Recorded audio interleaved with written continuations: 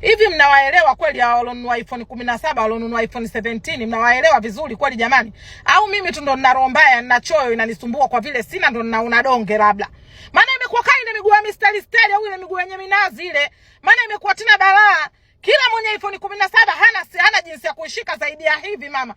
Anatembea mbele simu kaishika hivi. Mama kaishika hivi. Mama kaiweka hapa. Mama ni hair, ni zea mama. Sisi wengine tunaonekana kama hatuna simu, kama tunaonekana hatuna maisha, kama tunaonekana tena hatujiwezi. Mama ile iPhone imeleta balaa. Na haswa ile ya rangi hii. Mama ile ya rangi hii, mama kidogo ile, yani ile ndo inanongwa. Yani ndo inanongwa. Jamani, hizo iPhone tunajua mpaka za Kichina zipo. Hizo iPhone watu wakitaka kununua wanazinunua. Wengine mshalaluliwa malinda, amna utu, amna samani, mbele hapachezi, nyuma hapatingishiki.